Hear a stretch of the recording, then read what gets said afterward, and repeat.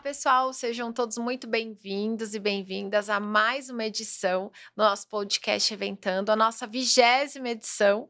Então, acho que a gente não precisa mais se apresentar, a gente está aqui fazendo de coração, tentando trazer para o nosso mercado de eventos mais informação e principalmente mais inspiração e a gente entender também o que está ao nosso redor, porque a gente precisa estar aqui todo mundo junto em prol de uma melhor entrega. Então, esse é o grande objetivo, o propósito do Eventando.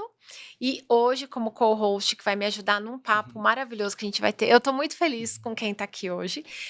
Então, como co-host aqui me ajudando, está o Fábio, nosso planejamento criativo. Bem-vindo, Fá. Olá, gente. Estou muito feliz também de estar aqui. Hoje promete ser mais um episódio daqueles. Também estou muito feliz com a nossa convidada. Então, eu vou aqui fazer um suspense lendo.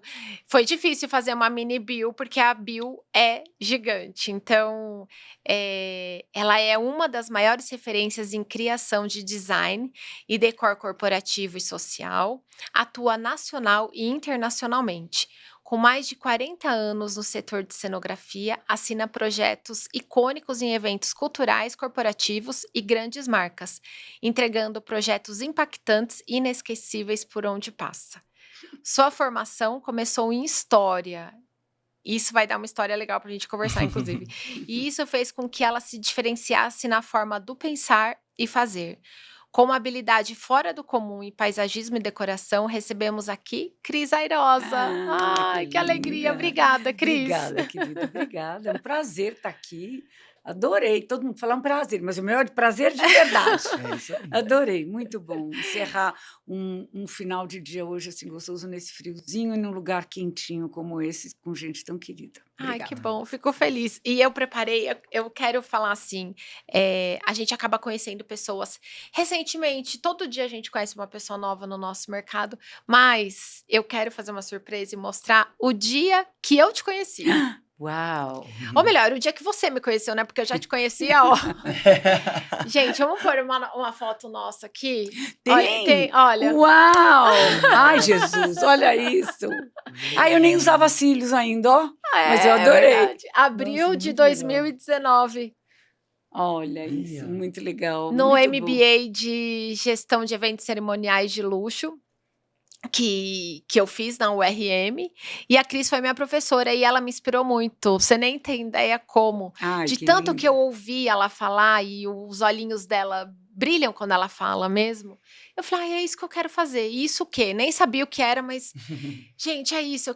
Eu quero fazer com que muitas pessoas brilhem os olhos do mesmo jeito que a Cris me fez brilhar o olho. Então eu quis colocar aqui para você ver o dia que você me conheceu. Ah, que linda, muito bom. Obrigada, meu amor. Obrigada. Eu que te agradeço. Então, Cris, para a gente começar. Quem é a Cris fora do Instagram? Quem é a Cris fora do Instagram? É, Nossa, que essa você pergunta faz? nunca ninguém me perguntou. No seu dia a dia, como que é a Cris? Fora da minha vida profissional, é tão difícil eu separar isso. As pessoas me perguntam muito qual é o seu hobby. Eu falo muito do meu trabalho, porque eu de verdade acho que ele é muito divertido. O que eu faço é um privilégio, o que a gente faz com eventos. Mas eu acho que eu curto tanto isso da descoberta, de fazer o diferente, de todo dia ter um desafio, que a Cris fora do trabalho, do Instagram e desse mundo, ela é uma simbiose disso muito forte e que aí eu acabo ficando permeável para ir atrás de coisas novas. Eu gosto muito de pesquisar, eu adoro ir atrás de novidades. As pessoas falam assim, Cris, onde você se inspira? Na Quinta Avenida, não sei. Não, lindinha, na 25, na 25 de março mesmo.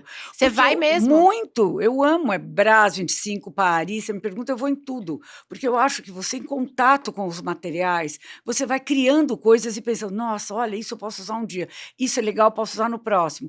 E você ali olhando, você entende como é que você monta, como você faz. Então, a minha vida é extremamente extremamente ligada ao trabalho, porque ele é extremamente dinâmico e ele muda demais. Então, hoje, a gente está fazendo um evento da Naturale, que é cama, mesa e banho de mercado de luxo, um lançamento showroom, mas esse fim de semana, durante 4 dias, 2 em São Paulo, 2 no Rio de Janeiro, a gente fez uma ativação da Miu Miu, bacanérrima, que veio de Nova York por causa do Dia dos Pais, então, trazendo as coisas. Então, é muito diversificado, né? Então, você faz coisas diferentes e isso vai te encantando. E a sua vida hoje, com a tecnologia, vai ficando mais fácil, porque fácil e difícil, né? Porque você acaba ficando refém, você tem que ser eficiente, porque ela te cobra o tempo inteiro eficiência e velocidade. Então, esse tempo que eu acabo me permitindo pesquisar, ir para museus, e a minha melhor companhia são meus 2 netos, João e Maria, que é a minha paixão da minha vida. Então, eu acho que hoje a Cris, fora do Instagram, ou fora deste mundo digital e até do mundo material corporativo, é a pessoa que hoje gosta muito, atualmente, de se conectar mais ainda com pessoas para achar novos caminhos, achar novos mares para você mergulhar, que não sejam oceanos vermelhos, que sejam oceanos azuis, que você possa trazer e dar o melhor de você. Que legal, Cris, porque no fundo é isso, a gente não tem gente que fala, né, você não pode, misturar trabalho com vida pessoal, não tem como, né. Ai, Foi no nossa, é muito trabalho que eu difícil. fiz meus melhores amigos, conheci meu marido, tudo acontece no trabalho, não tem eu também sou assim, eu respiro meu trabalho o tempo todo, você tá pensando, tá eu gostei muito de ouvir o que você me falou, mais um motivo Tá para me vendo? inspirar. Porque eu vou te falar, é muito complicado respirar, olha, falar isso, porque quando as pessoas me perguntam, todo mundo quer, uma resposta de algo que seja comum na vida das pessoas. A Cris é aquela que adora moda, que adora viajar, que adora fazer compras, que adora vamos ver outra coisa aí que enfim, pintar, fazer musculação, enfim. Só que talvez seja um pouquinho de cada coisa junto e misturado, Sim. mas a carcaça, a casca, a concha que me mantém e que desses 40 e tantos anos e que me trouxe até aqui hoje foi esses desafios todos que o meu trabalho me dá e as alegrias que ele me dá.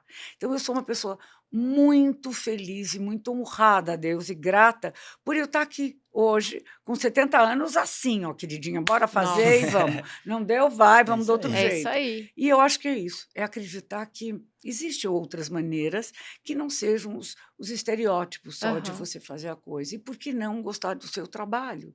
Antes era feio, lembra? Sim, Mas hoje não verdade. é. Hoje eu me permito hoje falar o que eu acho, acreditar no que eu acredito, de verdade. Eu acho isso Que muito le admirável, né, é muito bom quando você vê alguém que realmente fala, assim, né, com uma gratidão, assim, tão bonita e inspira, sincera, né. assim, inspirador. Obrigada. Ô Cris, e aí você a gente eu principalmente que sou super além de tudo a gente trabalha juntos, né, em alguns projetos, e eu me inspiro muito em você, então eu já ouvi essa história, mas para quem não ouviu, você se formou em história. Então, como que isso influenciou, na cenografia na sua vida? Acho que é legal a gente começar lá do seu início mesmo. Então, tá bom. Então, eh, eu, na realidade, resolvi fazer história. Eu ia fazer medicina, mas aí, no final, eu olhei aquele tanto de estudante que fazia várias vezes os cursinhos para conseguir entrar em medicina. Eu falei: Nossa. "Ah, não vou dar conta, esse negócio não é para mim".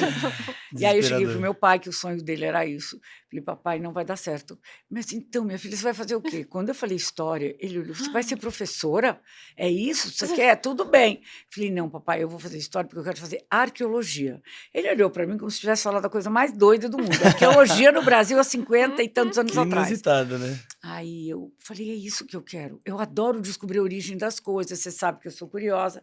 Bom, enfim, por umas coisas de mundo mesmo, eu não consegui fazer arqueologia, porque na época a faculdade tinha sido fechada, problema de ditadura militar. Eu entrei na faculdade de história, vindo de um colégio francês de muitos anos, e aí eu fui cair num mundo completamente novo, forte, e robusto em termos de informação, conceitos e enfim, de contatos mesmo, né, a gente Uhum. tinha aula com a gente do DOPS na sala, era complicado, era uma época difícil, mas você tinha que inovar e ir atrás. E eu trabalhei ali, indo para a área de pesquisa do museu, da faculdade, cuidando e mexendo com as coleções de jornais que ninguém mexia. Um dia eu passando assim na USP, uma porta muito como assim, tem uma janelinha de vidro, todas as salas.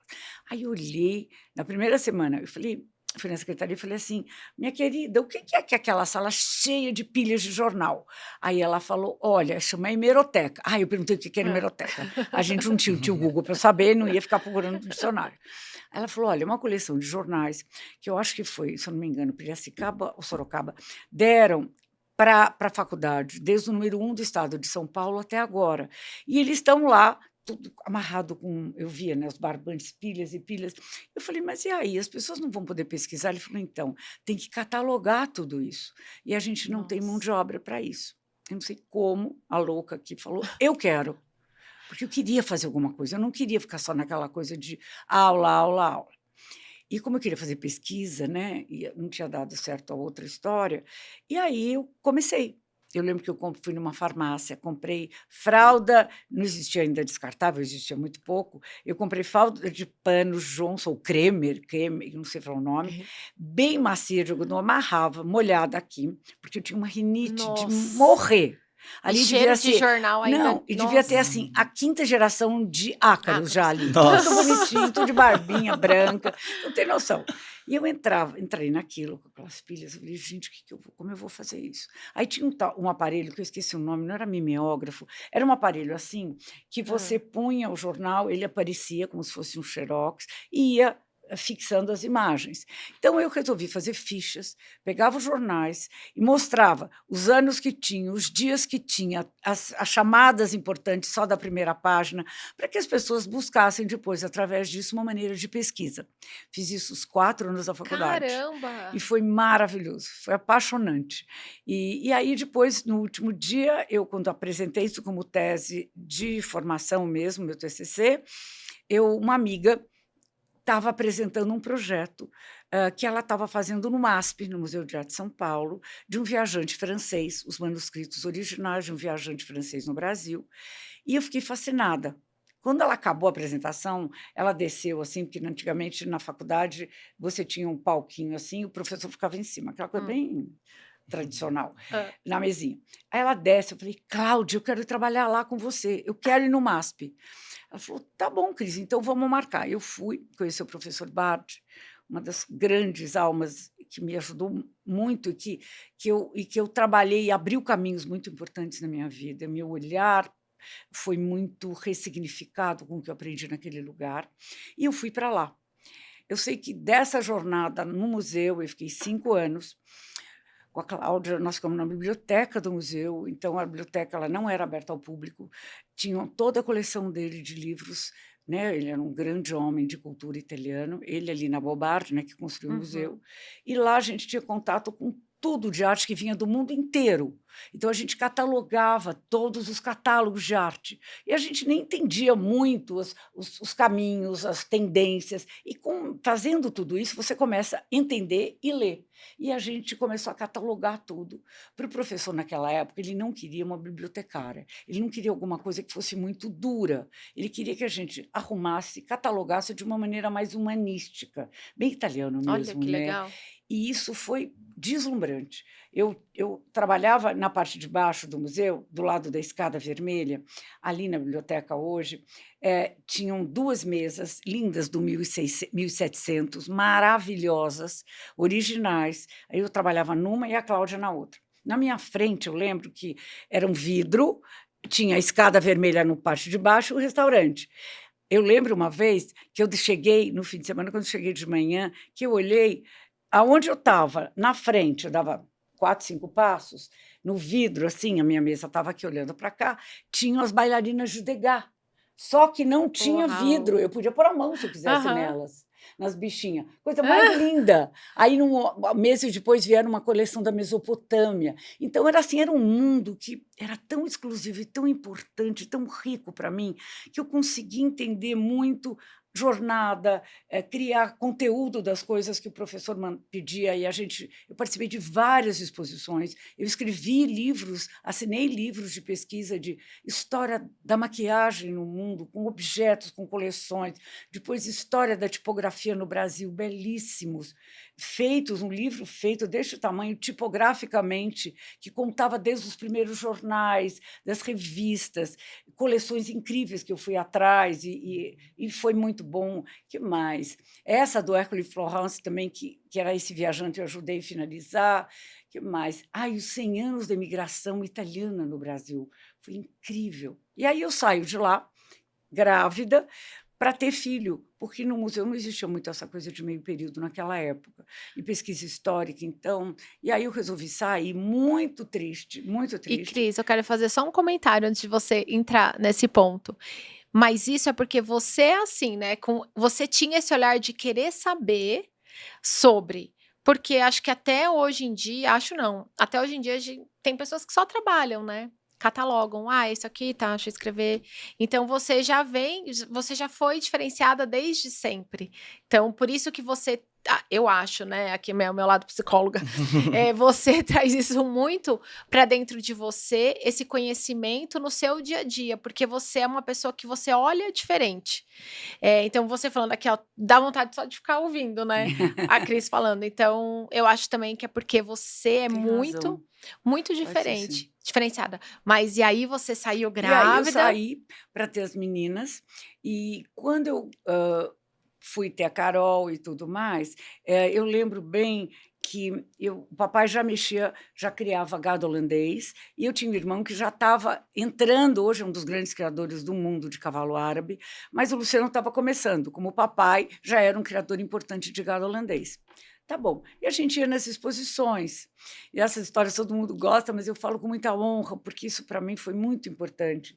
Como foi as outras coisas no museu, a parte cultural, de tentar saber, na faculdade de História, como se eu estivesse soltando um novelo para entender o porquê e de onde a gente vinha. E nossa linha, nosso timeline pessoal e cronológico como seres humanos. Então, eu queria sempre saber o porquê que as coisas aconteciam, quais eram as maneiras e os movimentos culturais que a gente estava ali no museu, enfim. Quando eu vou para esse outro mundo de mãe e tudo, tinha uma hora que eu não aguentava mais fralda hipoglós, realmente, né, de uma maneira séria. Para mim era muito difícil não produzir. E é claro, eu fazia da minha casa uma gracinha, eu adorava aquela coisa pequena, era um apartamento pequenininho, a gente tinha pouco dinheiro quando casou, mas eu fazia daquilo tudo muito belo, muito gostoso. Tá bom. Mas aquilo não me bastava.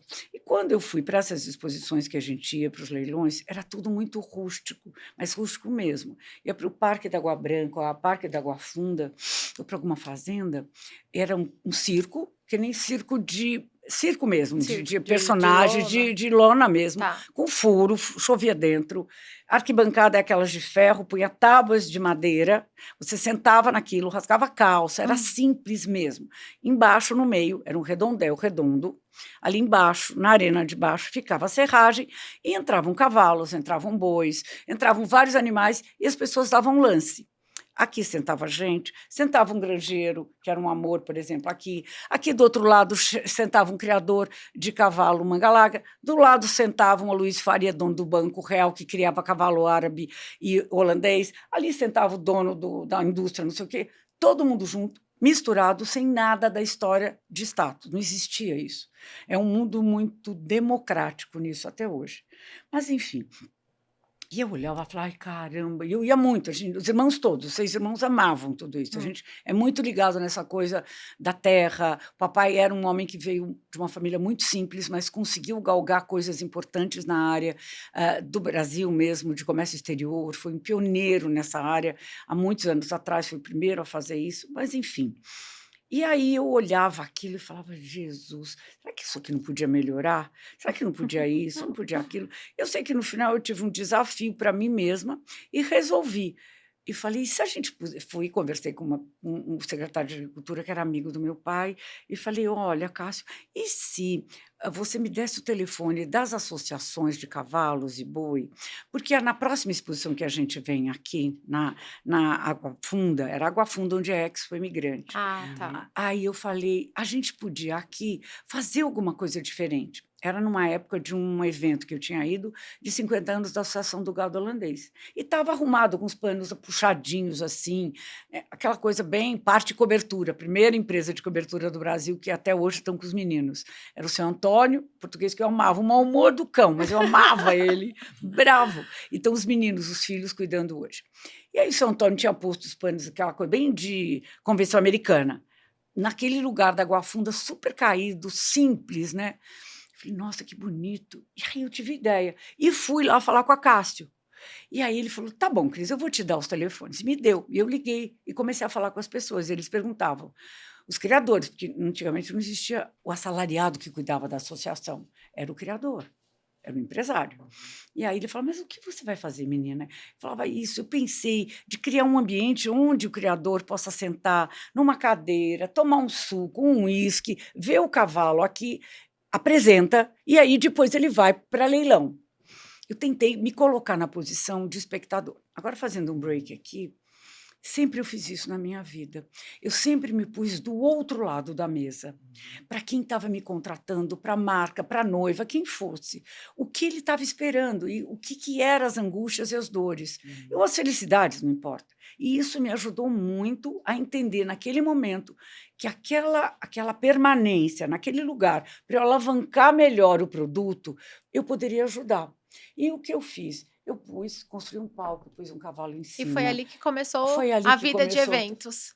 Aí eu pus uma luz em cima, eu pus um cenário atrás, com o nome do criatório, ou com o tema, se era cavalo árabe, eu fazia pirâmide do Egito que abriu. Aí eu despiroquei, né? Você sabe como é que eu sou, doida, possuída. E aí foi. E aí eu ia para grandes lugares, ou pequenos lugares, na beira do Rio São Francisco, na Água Funda, na Água Branca, em Uberaba, leilões e leilões em Uberaba maravilhosos eu comecei a fazer, quando era tudo muito simples, mas eu comecei a trazer essa coisa da mesa, da toalha, da bebida, do arranjo, e aí depois que você oferece uma comodidade para o seu cliente, você não pode retroceder. Sim. Isso é até hoje. Então, eu não podia voltar atrás. Então, tudo isso ficou muito agradável, tudo isso ficou muito contundente, e isso virou uma ferramenta. Só que eu realmente tive que desenvolver fornecedores, porque não existia. Não existia DJ, Nossa, é verdade, não existia, né? não existia DJ, não existia cenografia, só existia cenografia de cinema e televisão, que eram caríssimos. Imagina convencer o criador que nunca precisou daquilo, sim, que era bacana ele gastar tantos mil para fazer um negócio assim, assim. E eles achavam que às vezes era bobagem, mas aí eles viam como o preço subia quando você criava uma moldura importante para vender o animal.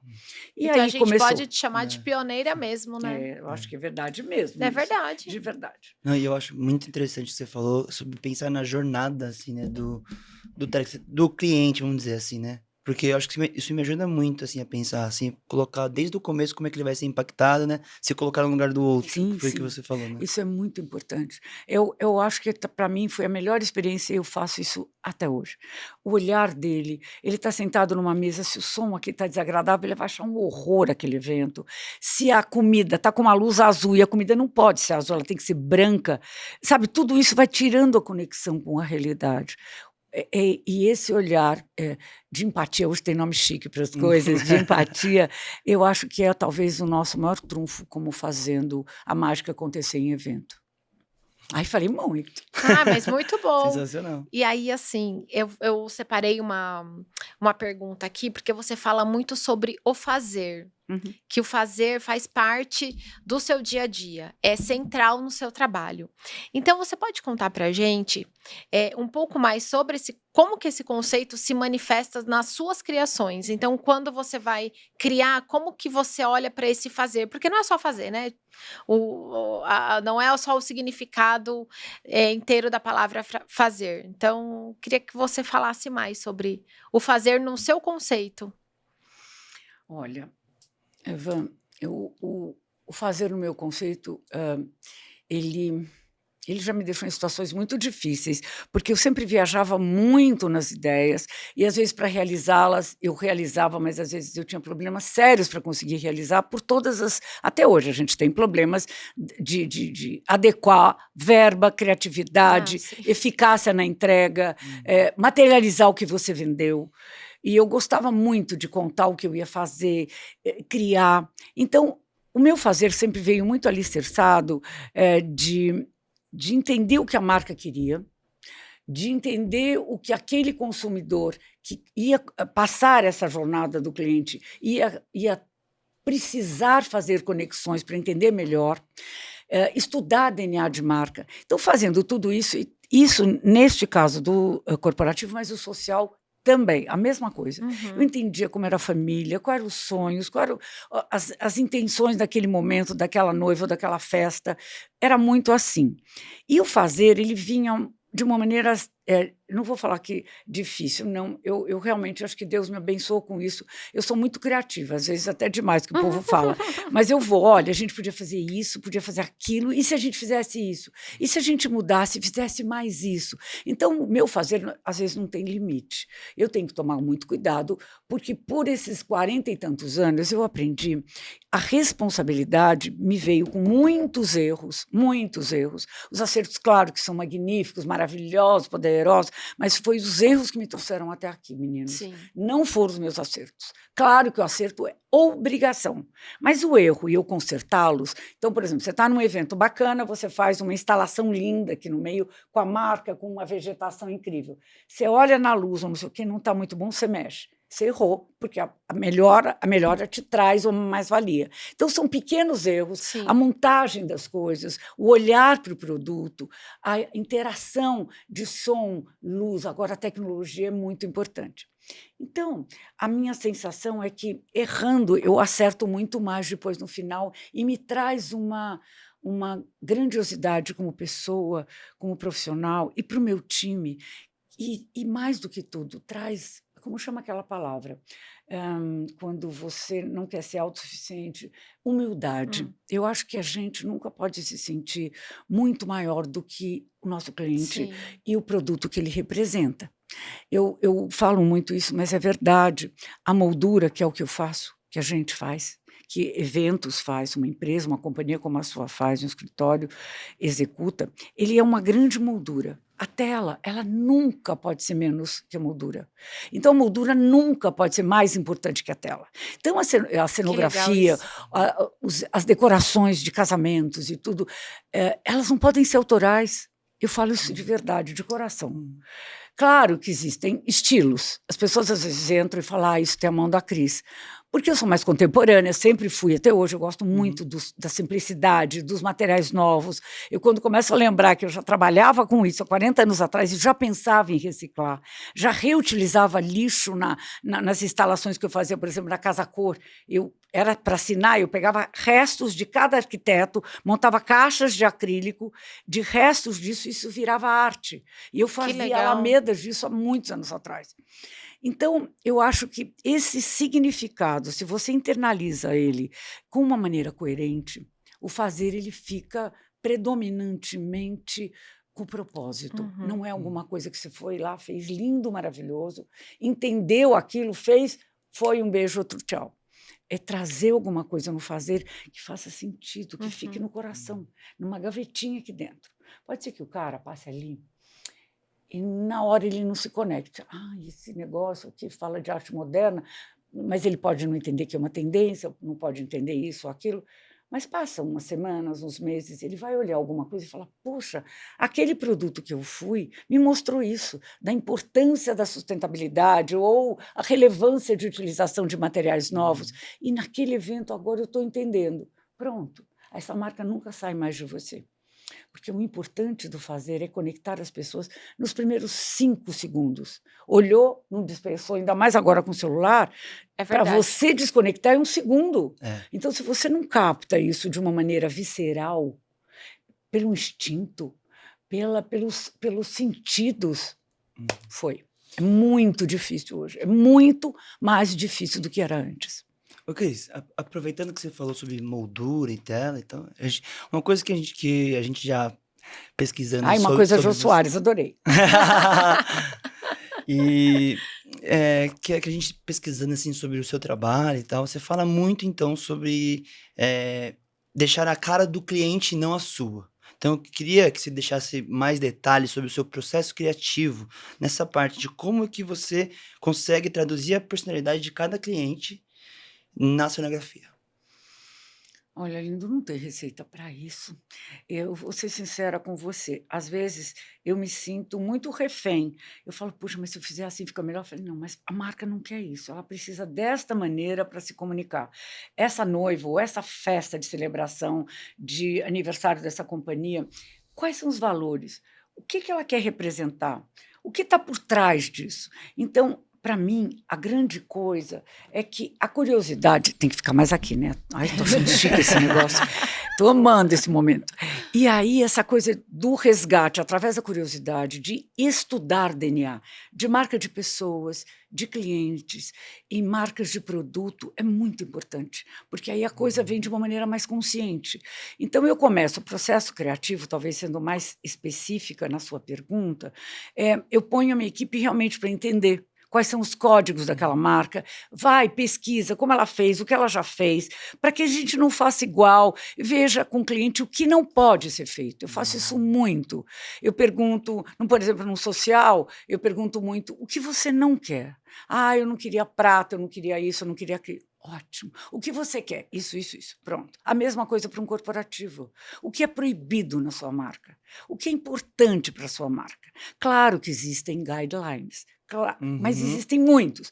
Mas vamos decantar isso e falar de verdade. Não aquilo que foi feito para uma companhia global maravilhosa, aplicada para uma grande instituição financeira, mas o que disso a gente pode aplicar de verdade que seja tangibilizado e materializado através de experiência de consumo, que é o que a gente faz. Hoje tem nomes importantes, sérios, não é? Mas realmente o que a gente já fazia isso e não sabia, que era talvez materializar a experiência. Hoje a gente tem códigos, tem rótulos que nos ajudam a vender melhor e fazer o cliente entender melhor. Então, eu hoje me sinto muito honrada de estar vivendo com a idade que eu tenho, esse mundo novo para mim, com um digital maravilhoso que me mostra que eu tenho um vale lindo lá embaixo e que eu quero voar nele. Eu tenho muita coisa para conquistar e ele vai me ajudar. A tecnologia é um grande suporte, só que ela tem que Sim. estar do meu ladinho, nem queira ficar em cima de mim, é acima. Uhum. Então, eu acho que isso para mim é mais um desafio, trazer para o meu time de arquiteto, para o meu time de designers, mostrar que a tecnologia é importante sim, mas ela tem que estar você na linha de frente. Você tem que estar no meio. E você é o seu produto. E você é o seu cliente. É isso. É isso. Que legal. Sensacional. E é importante também o cliente deixar livre para criar, né? Ah, isso Porque é muito bom. não é? Isso é Porque maravilhoso. senão você fica amarrado, você também não consegue entregar tudo que você tem ali dentro. Não adianta nada você fazer várias perguntas, chegar lá e falar: não, mas eu não quero nada disso, eu já tenho aqui desenhado na minha cabeça, né? Como É seria um raro, sonho, mas né? às vezes acontece. Eu tive o privilégio. É raro, mas acontece muito. É raro, às vezes acontece. Mas eu tive um privilégio muito grande quando eu comecei na área de leilões, torneios hípicos, polo, enfim, exposições, lá atrás. Não existia ninguém que fazia isso. Não existia no mundo uma profissão dessa. Não existia essa moldura profissionalizando este produto e valorizando esse produto. Então, tudo que eu falava, tudo que eu sugeria, pensado, os clientes entendiam que era uma coisa importante e que valia a pena a escuta de voz. Isso já me deu muita... claro, me dava, às vezes, eu ficava assustada, eu falava, meu Deus, eles estão depositando em mim tanta responsabilidade, e aí precisava, ali na pista, na hora dos lances, aquilo bater os recordes que precisava. Aí eu punha música, punha fumaça, fazia maquiagem em cavalo, fazia tudo que precisava. Mas eu sabia que aquilo tudo tinha uma contrapartida. Então, essa importância muito grande disso, às vezes a gente fica refém disso tudo, mas é muito importante você ter consciência que você está a serviço de, Sim, que você verdade. não está ali vendendo o seu produto por você É mesmo. isso. Isso é muito importante mesmo. Muito bom. E aí eu tenho uma pergunta aqui que eu quero entrar para a gente falar sobre a relação do participante de um evento versus a cenografia. Mas antes de eu fazer a pergunta, eu já quero contar em primeira mão que a Cris estará com a gente. Ela vai assinar o próximo Oasis 2026 com um projeto cenográfico dela. Eu tô muito empolgada, muito feliz, eu não vejo a hora. Não, eu tô apavorada, porque foi o máximo esse último. Me fala, o que você achou? Amei. Me conta. Olha, é de verdade, eu sou paga há 45 anos para surpreender. Quando eu sou surpreendida, e eu sou bem exigente para ser surpreendida, eu sou muito fofa, querida, gosto das coisas, não sou falsa, mas é muito difícil alguém me surpreender. E de verdade, essa criança, que essa jovem maravilhosa, minha aluna linda, me surpreendeu muito. Foi incrível. Antes de ir para o Oasis, o que ela fez? Ela me liga, Cris, minha amada, minha querida, minha mestra, todos me chamam tudo de mestra. Eu fui, ela falou assim, eu vou fazer um talk importante de uma empresa que eu montei, assim, como é que era? Meet Café. Meet Café. Nome todo chique e poderoso. Eu queria muito que você fosse, que falasse. E eu tenho essa minha mania de ir para os lugares com coisas como pessoas que eu tenho uma liberdade, que eu sei o que é, mais de uma certa maneira. Eu falei, eu vou. De cara lavada, médico, maquiagem, todo, mas claro. De coração aberto, bora para lá. Quando eu chego num lugar super descolado e bacana, que eu nunca tinha ido, impecavelmente montado, e com uma galera que fazia um talk comigo, que era o diretor da SPM, o outro não sei do que, eu falava, Jesus, isso é o máximo, que eu olhei para a cara dela e falei, gente, eu nem lembrava da carinha dela direito, que eu olhei e falei, meu Deus, que maravilha, fiquei apaixonada pelo jeito e como ela gestava tudo isso, e como tudo aquilo ia transbordando uma coisa muito aconchegante, as pessoas se sentiam abraçadas, não tinha aquela coisa professoral. Ela fazia as pessoas se sentirem parte, de verdade isso. E aí ela me convida para ir nesse maravilhoso desse Oasis. Catei e fui para lá passar 3 dias. Falei, ai, que delícia, não vou ter que trabalhar, ficar num lugar lindo e aprendendo. Aí ela falou, Cris, você quer ficar com os dias? Eu falei, todos. Quero do começo, meio ao fim. Vou mergulhar. E foi lindo, foi maravilhoso, impecável. A parte de gastronomia, a parte de entretenimento. Eu nunca tinha feito uma aula de meditação. Eu nunca tinha enfiado aquele negocinho naquela que põe assim. O Japamala. Nunca. Eu não tenho paciência. Quem falou? Eu sou a 1000. Ainda com unha grande. Você não tem noção. Eu olhava e falava, Senhor, minha mãe, tudo sentado no chão. E as meninas tudo poderosas, 7 horas da manhã, ponto. Eu falei, eu vou fazer. Aí enfiava e ficava fazendo. Eu falei, gente do céu, estou me sentindo. E foi maravilhoso. Aí à noite, depois de conteúdo, pergunta, uma dinâmica incrível. O pessoal tem que ir o ano que vem para entender o que a gente está falando de uma maneira inclusiva, maravilhosa, e você se sentia muito ágil, e a informação vinha e decantava, e vinha outra, e você falava, foi maravilhoso. Aí à noite você saía num jantar maravilhoso, numa balada linda, ainda dançava, bebia. Nossa, fiquei me sentia assim, a congressista maravilhosa. Olha, que elogio, hein, vô? Nossa, hein?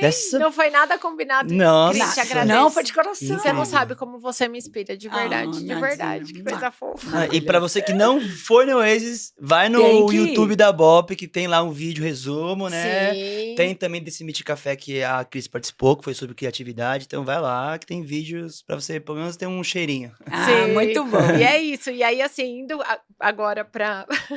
Fiquei tão assim, ai, obrigada, de verdade. Imagina. E aí eu chamei a Cris no final, eu falei, Cris, quer estar com a gente no próximo Oasis? Imagina a Cris fazendo esse projeto junto com a gente, desenhando... Céu é o limite. O céu é o limite. Desenhando o que a gente quer entregar, que é um conteúdo junto com leveza, junto com a pessoa estar focada ali, não no celular, uma coisa diferente. E no final, sair de lá melhor do que entrou. Essa que é a ideia, maravilhoso. Né? E aí, não falando do Oasis, mas contando o porquê que eu puxei, como que você enxerga, assim, a relação do participante com o espaço cenográfico? Essa importância do espaço cenográfico. Por que que eu pergunto isso? Aqui do nosso lado, como agência, e eu fui cliente muitos anos, então eu era quem contratava, quem demandava. Hoje, nós somos contratados. E quando a gente chega para entregar um projeto, fala, não precisa, não, cenografia é só gastar dinheiro. E a gente sabe que não é isso. Então, eu queria que a sua voz desse essa resposta. Olha, pela primeira vez eu escutei de uma pessoa do nosso mercado, uma palestrante, que eu gosto muito, admiro muito. Ela disse: pessoal de cenografia, acho que tinha eu e mais uma pessoa, prestem atenção, vai mudar muito o mercado de vocês. Vocês vão acabar ficando obsoletos, vocês têm que correr atrás e tudo mais. E eu retruquei, eu disse: eu acho que não. Eu acho que se você for relevante na sua entrega, você vai fazer parte do mundo digital de uma maneira muito importante, porque as pessoas querem cada vez mais voltar para as experiências. Haja visto esse movimento todo de diminuir as bebidas nos eventos todos, essa galera jovem vem vindo e vem procurando coisas novas. Então, eu acho que isso mostra que a cenografia, hoje, que trava uma relação direta e que traz uma relação direta produto-cliente, cliente-produto, ela tem que ser preponderante, ela tem que ser importante, porque senão a gente vai acabar caindo nos túneis todos de imersão. Sim. Todo mundo é igual, só faz Van Gogh de ser e foi. Eu não acho que é isso de verdade, porque isso pessoas fazem no mundo inteiro e todos iguais. Claro que você põe uma sala com espuma, projeção. Outra sala com jogos e coisas, projeção. Mas se você fizer e tangibilizar isso com outras coisas e criar sinergia, eu acho que o seu cliente consegue entender melhor. Claro que eu estou advogando em cima do que eu acredito, mas eu leio muito, eu vou para outros lugares de inovação do mundo, como o SX, como Milão e com outros lugares, e os discursos são muito que as pessoas hoje têm a ferramenta do digital. Foi uma grande filósofa, a Amy, lá no SXSW, ela disse que o digital veio para mostrar, o AI veio, na realidade, para mostrar o quão criativo o ser humano é, para mostrar como ele pode ser criativo em não perder o emprego, ou se perder, achar um outro nicho, dele criar conexões importantes com o digital, mas mostrando o humano no meio e comandando toda esta cadeia que o digital traz, porque senão fica tudo muito igual. Exatamente. E eu sinto isso na pele demais hoje, dentro do meu escritório. Então, eu peço as coisas, as minhas são brilhantes, mas, claro, ninguém vai deixar de usar uma ferramenta que te acelera time, que você não precisa ficar mais dias e dias atrás de ler autista, que para eles era muito complicado tudo isso. E hoje você consegue pedir as imagens, claro que você vai acertando, aparando, mas se a sua criatividade te trouxer com um discurso apropriado, isso fica mais contundente. E aí, de novo, volta para o cliente de uma maneira diferenciada. Então, a nossa responsabilidade de abrir este caminho é muito importante hoje. Por mais que ele seja muito facilitado, ele te pega na esquina se você não prestar atenção e você fica refém de imagens e discursos que não são seus e você tem dificuldade de entregar. Hoje, todos os projetos que eu entrego, a gente faz questão de escrever embaixo: imagem gerada por inteligência artificial, gerido pelo nosso escritório, co-criado com o nosso escritório. Eu coloco muito isso, porque é muito sério tudo isso, é muito sério. E ela sozinha, ela não vai fazer nada, né? É o que você falou, é o trabalho conjunto, sim, né? Ela cria coisas que ficam no ar. E aí, como é que você decanta isso? Como é que você põe isso no ar? O cliente fala: eu quero isso. Sinto muito, se você usou IA, é problema seu, mas eu quero, você me vendeu, eu paguei. Aí você vai entender que aquilo que ela pôs não é fácil, não dá para pôr, porque isso custa um zilhão. Então, é assim, é muito fácil, é muito gostoso, é muito difícil ao mesmo tempo, mas é muito traiçoeiro se você não souber domar a sua ferramenta digital. Aproveitando esse assunto sobre IA, tecnologia, eu queria saber de você, que no seu radar você vê como principais tendências no setor, né? E como é que você vê essas mudanças acontecendo aqui no Brasil? Então, tá bom. Então, vamos pelas tendências. As tendências, elas são... Agora a gente está conversando, daqui 10 minutos se a gente abrir, outra tendência já entrou e derrubou a nossa. Mas aí vamos pensar. De repente, essa que a gente está sabendo agora que existe, que a gente está gostando dela e conseguiu entender, essa próxima que veio, vamos olhar para ela e falar assim: vou olhar essa bichinha e vou tentar complementar isso aqui, fazer isso ficar mais robusto. A gente ter essa curadoria no olhar. Então, eu acho que essas tendências são incríveis, mas se você tiver curadoria na pesquisa e no olhar, você vai tirar muito mais proveito. Usa o que começou, o que está lá atrás, a ancestralidade das coisas que vieram, tenta trazer para hoje, que é uma tendência importante, mostrar de onde viemos, como viemos com marcas e comunicação, e fazer isso ficar mais fluido.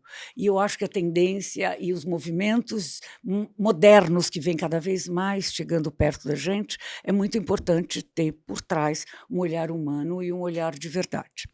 Falando sobre Brasil, eu realmente sou uma pessoa meio suspeita, porque, para mim, eu cheguei a falar isso com aquele seu maravilhoso palestrante lá, eu realmente coloquei para ele levantou isso, é um dos caras mais ferrados de eventos do mundo. O Júlio. O Júlio, ele veio para falar, nunca veio ao Brasil, e essa maravilhosa dessa loira linda da Vanessa trouxe esse cara para esse evento. Então, claro, aquilo chamou as pessoas, e as pessoas falaram, como? E ele veio falando dos eventos. Daquele jeito incrível, falando de tecnologia, mas o jeito americano de fazer evento. Exato. Ele está em Las Vegas, aquela coisa mega, tudo muito grande, grande, grande. E aí ele coloca de um jeito muito de verdade, mas era para ele isso, que o mercado nos enxerga assim, que nós brasileiros tínhamos um jeito muito imaturo, muito primário de fazer evento. Eu respirei fundo, era um encontro super pequeno que ela fez, bem petit comité, com ele, antes da palestra maior. Eu disse, olha, você me desculpa, mas eu acho que você está errado. Eu não acho que é isso, eu faço evento há muitos anos no mundo inteiro e a gente é brilhante. A gente, quando vai para fora, a gente consegue criar eventos lindos, pesquisando coisas incríveis, que vocês, às vezes, lá fora, por estarem tão facilitados, com tanta coisa de potência na mão, né? Tanto de verba como equipamentos e tudo mais, que talvez as pequenas coisas, nos grandes eventos, vocês acabam não tendo essa generosidade. E nós, brasileiros, por termos, agora muito menos, uma deficiência, e tivemos a vida inteira sobre isso, desses grandes materiais, eu estou dizendo de som, luz, projeção, vídeo, e tudo isso que a gente sabe que custa dinheiro, porque são equipamentos caros, e precisa de pessoas competentes para gerenciar tudo isso. A gente sempre teve atrás do mercado com isso, em volume de entrega aqui. Então, a gente tinha que correr atrás e fazer disso coisas incríveis e complementares. Então, eu acredito muito que o Brasil, até hoje, ainda é uma das grandes mentes brilhantes. Haja visto Cannes, como a gente ganha prêmio, não é porque a gente é bacané, porque a gente é exótica, porque a gente é bom na entrega. Tudo bem, tem coisas incríveis. O que a Louis Vuitton fez, o grupo fez, LVMH, nas Olimpíadas, gente, aquilo não existe aquilo é maravilhoso. Mas tudo bem, a gente faz coisas assim também, maravilhosas, de uma maneira simplista e incrível.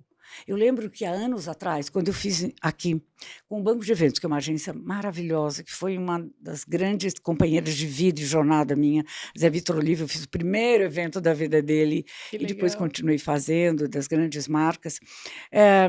A gente foi fazer, eles ganharam para fazer o evento da Louis Vuitton Mundial, que era o lançamento de tendência, porque aquele ano, eu não lembro o ano, a tendência da LVMH no mundo da Louis Vuitton era Brasil.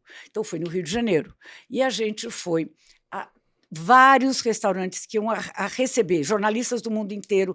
A gente trocava a toalha, trocava o copo, o talher dos restaurantes bacanérrimos no Rio. Aí você vai para os grandes eventos que eram feitos, vários. A gente fazia a mesma curadoria e trocava. E eu lembro que essa americana, eu acho que era uma francesa, não era americana, ela disse, nossa, como vocês brasileiros, eles tinham muito medo da gente tropicalizar tudo, então pediam, mas eles já sabiam que talvez não pudesse, porque lá não pode, já você chega, é aquele formato. E a gente conseguia trazer coisas novas, e trazer a brasilidade, todos os Brasis para isso. Claro que uma curadoria magnífica deles, magnífica, não tem problema, a gente se adapta, só que a gente ajuda a brilhar também. Então, para mim, o Brasil, no social muito, a gente exporta modos e maneiras de fazer casamentos hoje no mundo, nós somos os melhores mesmo, há muitos anos a gente é assim, mas o corporativo, eu realmente, na experiência de ter feito eventos e vários segmentos no mundo inteiro, acredito muito na alma brasileira, na entrega de eventos de qualquer nível. De qualquer tamanho. Eu concordo, porque alguns eventos que eu participei fora do Brasil, dá para perceber, a gente é o que você falou, a gente é muito detalhista. A gente não vai deixar um fio passar, Nossa, se passa um fio, se fica um fio fora ali Uhum. sem estar grudadinho, certinho. Feiras, eles dividem stand com lycra, com pano, Não, mesa. e os descartáveis, queridinha? Nossa, Senhor, me abana, eu quero morrer com aquilo. Quero morrer. exatamente. Mas não é só em feira, nas festas bacanérrimas, pessoais e particulares que eu já fui e vou, né, fora. Uhum. Você vai, não estou falando na Europa, mas nos Estados Unidos tudo acaba no descartável. Perfeito. É uma maneira deles entenderem o mundo, a gente tem que respeitar. Eles são brilhantes em muita coisa. Mas, desculpa, a gente também é em muitas Sim. outras. Não, e o isso próprio aí. Július no Oasis, ele ficou assim. No final, ele mudou o discurso, gente. Ele, de gente, verdade. foi só elogio, Ele trocou. de verdade. Ele saiu daquela coisa do poder e ele foi e falou, não, isso aqui é isso. Ele mudou o discurso, foi máximo. Eu achava engraçado porque ele olhava para mim. Eu realmente fui talvez a única que bateu de frente ali, porque eu me senti mal quando ele falou Mas aí foi a aquilo. primeira vez dele na América do Sul. Olha só, como você é Então, poderosa. Como você convenceu ele? Eu nunca te perguntei isso. O que você falou para aquele homem vir? Eu te conto. Eu quero... Pode É a lábia, é a lábia. Mas é uma oportunidade para estar com galera que faz evento única, porque o nosso jeito de pensar, de fazer, ele é diferente. Eu tive a oportunidade de estar lá na montagem do Oscar, em Los Angeles, por conta do MBA. E, cara, o que eu vi lá, já falei aqui, falo num monte de lugar, é o que você falou, eles estão sempre à frente da tecnologia. Uma semana antes estava tudo montado, testado, internet, nada ia falhar, nada. Mas assim, você ficava imaginando a galera, os bambambam de Hollywood passando no tapete vermelho, no meio de fio, aquela lycra horrorosa lá em cima, nós faríamos diferente. Porém, eles têm aquela coisa que a gente ainda não consegue nem uma diária a mais de montagem para garantir que tudo vai funcionar, de ensaio. Eles não, eles têm um outro tipo de pensamento. Garante a entrega, não garante, não a estética, mas a experiência. Falamos então, juntas, é isso mesmo. Isso. É sobre isso. É e sobre é tão isso. importante isso, né? A gente vê cada vez mais que as experiências menores, hoje, independente das grandes, sim. né? A gente faz no escritório há 9 anos as paradas de Natal do Iguatemi, a chegada do Papai Noel. Sim. Que é lindo, maravilhoso, milhares de pessoas vão ali, tudo, aquela coisa super focada para aquele cliente. E a gente faz, como fez esse fim de semana, para Miu, que veio de Nova York, uma coisa deste tamanho, impecável, de uma pintura num leque que o cliente ganha, ou um bordado num tênis que o cliente compra aqui em São Paulo. Então, é aquela coisa do artesanal, do fazer impecável. Então, tanto no pequeno quanto no grande, as coisas têm que ter um cuidado. Mas é porque a gente é assim e a gente se cobra se não faz, não é? Sim, muito bom. E eu amo o jeito que a gente faz. Eu gosto também. Ô, Cris, você tem algum case ou algum evento que marcou sua carreira, alguma coisa para compartilhar com a gente? Ou alguma história de bom ou de ruim? De bom é sempre melhor para a gente se inspirar, mas o ruim é o que você falou também, a gente aprende. Então, fica à vontade se você quiser contar algum pra gente, se você puder. Olha, essa história, eu acho que eu passaria aqui dias e dias e dias, porque tudo para mim, por menor que seja, eu sempre acho um jeito de fazer melhor. Eu aprendi isso muito quando eu dava consultoria para a Toyota, que é o termo Kaizen, que nada é tão bom que não possa ser melhorado. Olha que legal. Então, eu faço isso muito na minha vida, profissional e pessoal. Bom, eu, essa semana, estou fazendo umas gravações por conta dos 70 anos. Eu estou resgatando, trazendo um timeline da minha vida do tempo que eu nunca fiz. Nunca expus esse meu lado pessoal, contando como ele me trouxe até o meu profissional. As duas coisas são muito próximas, né? Então, eu acabo trazendo tudo isso. E eu fiquei pensando numa coisa que eu tinha feito, que eu não lembrava mais, e que foi incrível, incrível, incrível. O que é isso? Eu fui chamada dentro desse secretariado de agricultura para organizar uma exposição das raças leiteiras no Brasil. Isso já existia no Canadá. Então, juntava pardo suíço, que é uma raça que dá leite, carne, Jersey, holandês, aí você tinha caracu. E tinham várias raças que se juntavam, eram 5 importantes. E ele queria fazer uma exposição grande para essas raças todas. Mas como era muito ego, ele ficou preocupado e falou, Cris, eu acho que você é a única pessoa, porque eu já fazia o gado holandês, que talvez com o seu jeito, né, de ser filha de criador, entender toda essa maneira e essa dinâmica, você talvez consiga convencer os presidentes a gente fazer juntos uma coisa importante no Brasil. Consegui. E fiz. Mas vamos contar o back disso. Claro que era o ano inteiro, reuniões semanais, eu criava times em cada associação para isso, eu nem imaginava, comecei a lembrar que eu fazia tudo isso no escritório desse tamanho, era incrível. Realmente, nessa hora, eu fico com orgulho mesmo de toda essa trajetória. Mas aí eu precisava dar o diferente. O que eu ia fazer para o diferente? Naquela época, a gente não tinha digital, a gente fazia posters, sabe? Pôster de papel. Sim. E colava e pregava. E aí eu pedi para o cara da criação fazer um pôster lindo da marca, que era um fundo vinho. Eu amava vinho, olha isso, está super tendência. O vinho brilhante e o texto e o mapa do Brasil como se fosse leite derramado, sabe, leite com volume. Você olhava, parecia que era leite. Então, eram todas as raças no Brasil participando da Expo Milk. Eu dei o nome, Expo Milk. Foi o máximo. Mas aí não parou aí. Eu falei, bom, e aí, uniforme. Eu falei, ai, gente, vamos fazer alguma coisa para os puxadores quando entram com gado, como as pessoas que vão participar do leilão. O que a gente faz? Já sei. Vamos fazer uns casacos de cetim, bem coisa de gringo, que usava muito isso. E os casacos de cetim vinho, escrito Expo Milk atrás bordado. Então, até isso eu me preocupava. Tá bom. Aí tinha premiação. Eu não queria só dar o prêmio, que era lindo, que era para todas as raças, o melhor criador, o melhor animal, o melhor o campeão de gado leiteiro, né? Qual a raça tirava mais leite. Enfim, tinham várias escalas de premiação. E aí eu falei, eu não queria só dar o prêmio, a bandeja bacana. Falei, já sei. É que se eu soubesse fazer essa pergunta, eu tinha trazido. Eu conheci um amigo que era diretor da Natan, que é uma grande joalheria, maior que tinha na época no Brasil.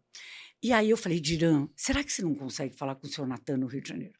Para a gente fazer um relógio, eu queria fazer esse relógio bacanérrimo, que era de croco, com aquela coisa redonda. Eu amo o relógio masculino. Baixinho, bem assim, bem chapado, parece sorrisal, bem amassado.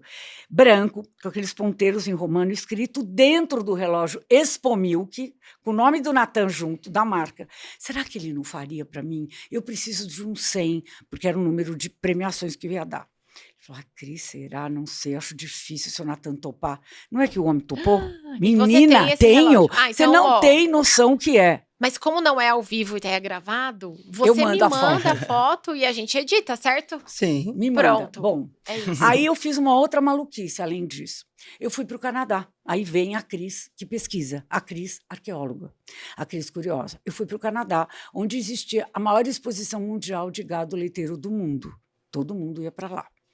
Eu fui para o Canadá assistir, eu não lembro o nome dessa feira, monstruosa, e fui olhar como eles faziam para ver se tinha alguma coisa nova. E, de repente, eu vejo um movimento num lugar que eram pessoas em volta de placas, de cubos desse tamanho, frio, -7, -8, -10, mesmo dentro, fora era muito menos, em Toronto. E aí tinha uns cubos deste tamanho e tinha umas placas brancas. E as pessoas mexendo naquilo. Eu olhei, falei, gente, o que é isso? Era um concurso de escultura em manteiga. Nossa! Leite, manteiga, certo? Certo? Tá bom. Aí eu chego lá, olhei e falei, meu Deus do céu. Eu lembro que eu estava com o Alcide, ele falou, você não vai inventar de fazer isso, você vai derreter tudo. Eu falei, não, só estou olhando. Então, os cubos eram artistas plásticos que esculpiam em manteiga, cada coisa mais incrível que a outra. Só que, como era muito frio, não tinha problema, não derretia. Eu voltei, enquanto eu não criei esse negócio no Brasil. Não você acredito, não tem noção. Tem foto e também? para criar esse troço, eu não sei se eu tenho, porque eu perdi muita coisa num negócio que eu tive no escritório que queimou o tal do provedor, não sei mais o quê. Eu não sei se eu consigo. Posso até tentar, mas com a Associação de Gado Holandês. Bom, aí o que eu fiz? Eu falei, já sei, eu vou fazer, quieta, né? Porque eu não contei para ninguém. Eu falei, já sei, vou pegar Paulista, leite Paulista, para patrocinar.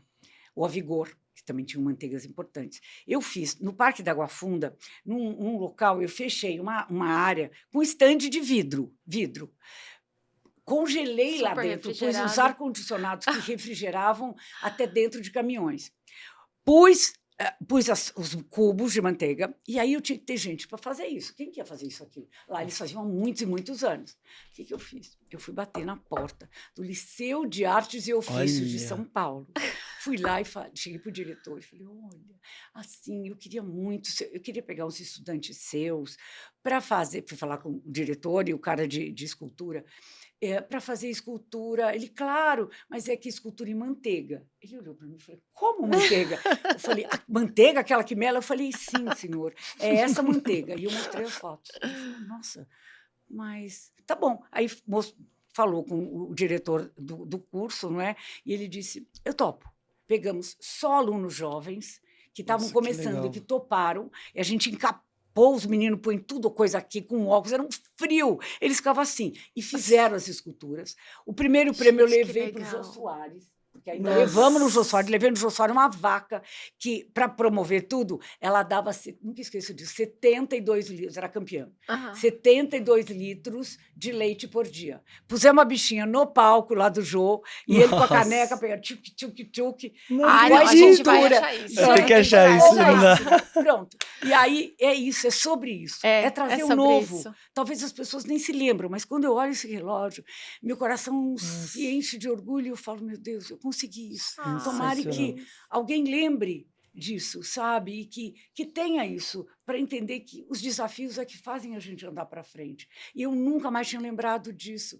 E falando ontem, nem contei isso no meu Instagram, lá nesses filmes, mas eu contando para uma amiga. Eu falei, Jô do céu, eu estou lembrando disso. Legal. Olha isso. É incrível. Que história, hein? É muito incrível. Incrível. Não, a gente vai recuperar isso. Gi, Sensacional. anota aí.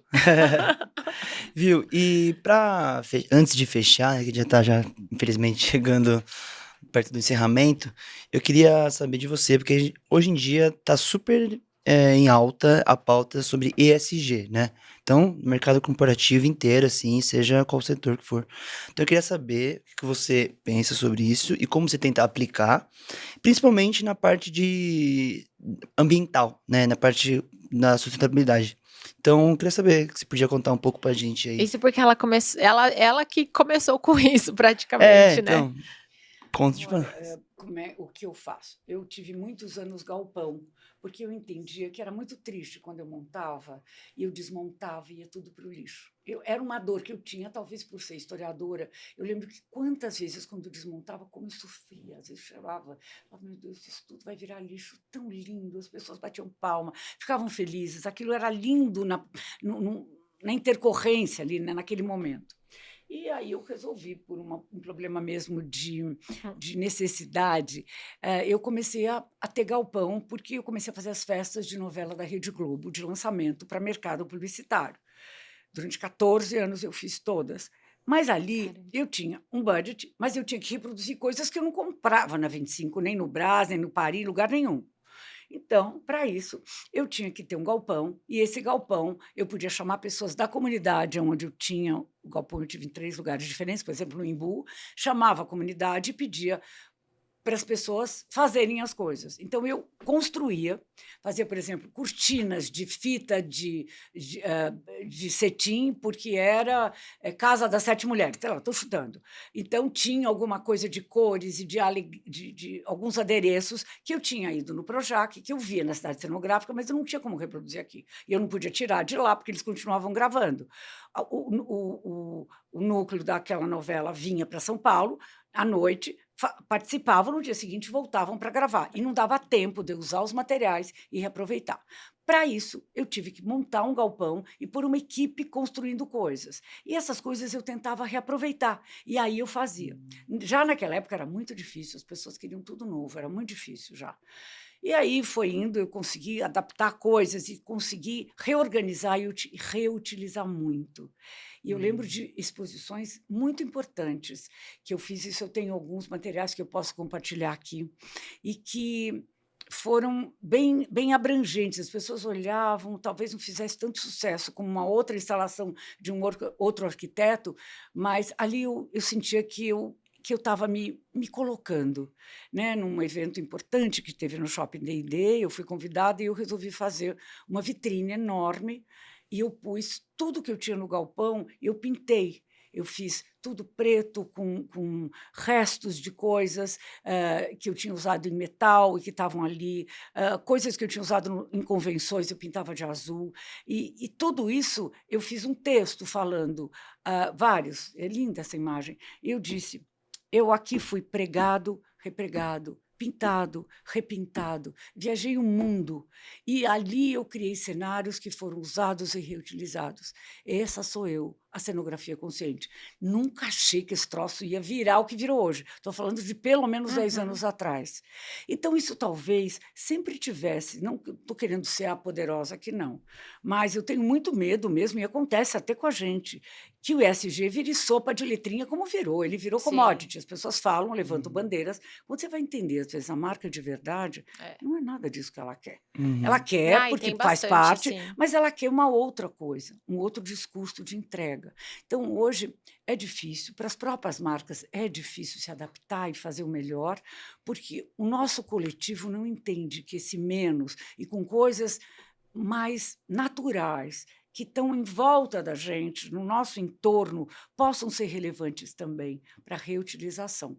Então, é um grande desafio que eu tenho todos os dias com o meu time, com os meus clientes, com as pessoas que estão perto de mim. Se, por acaso, eles não quiserem ou não entenderem, eu faço. Eu faço da melhor maneira, porque eu acho que isso eu vou deixar um mundo melhor para os meus filhos e para os meus netos e para esse mundo que me deu tanta coisa importante.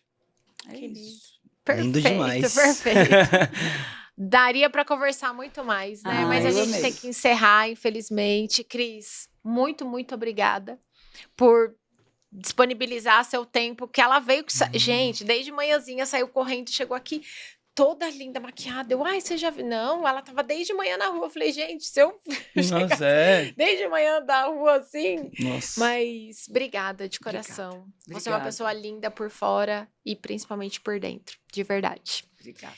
Gente, Crosshost, muito obrigada por nos sediar aqui com o nosso Eventando. Fá, obrigada. E, Cris, como que o pessoal te encontra nas redes sociais? Eu tenho o meu telefone pessoal nas redes, eu faço questão de estar lá.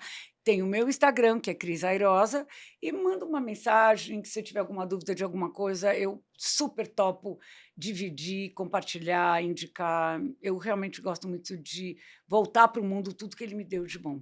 Sim, maravilhoso. É isso aí. Obrigada, de verdade. Nossas redes sociais, Fá? Bop Comunicacão Integrada, né? E temos aí também o nosso YouTube, Bop Comunicação Integrada, LinkedIn também. Nosso site bop.expert, né? www antes. E acho que é isso, né, Van? É isso aí. E, Cris, essa caneca é uma lembrança nossa para você lembrar sempre da gente. Adorei. Obrigada. Linda. Vai ficar perto da outra que você já me deu. Boa, perfeito. Obrigadão. Sensacional, gente, até a próxima. Obrigado.